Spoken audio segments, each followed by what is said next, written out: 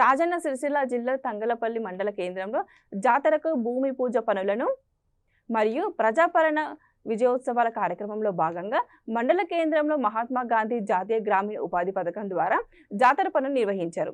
తంగళ్లపల్లి మండల కేంద్రంకు చెందిన తుమ్మదేవవరం అనే రైతుకు ₹80,000తో పశువుల పాకను మంజూరు చేసి భూమి పూజ నిర్వహించారు.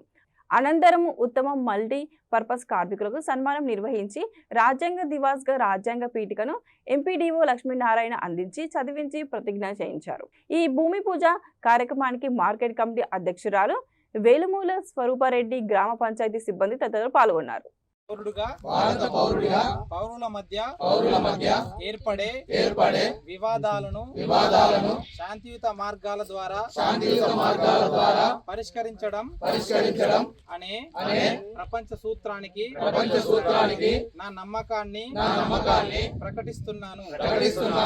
మరియు దేశ సమగ్రత మరియు సమగ్రతకు పెరిగిన ప్రమాదాన్ని చూస్తూ నేను నా పొరుగు ప్రాంతంలో లేదా భారతదేశంలోని ఏదైనా ఇతర ప్రాంతంలో ఏర్పడే ఏదైన వివాదం కోసం భౌతిక హింసకు పాల్పడనని ప్రమాణం చేస్తున్నాను.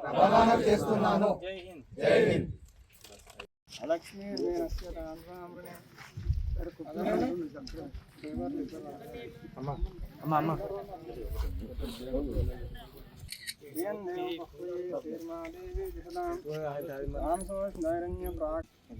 సహ కుటుంబానాం క్షేమ స్థైర్యాభివృద్ధ్యర్థం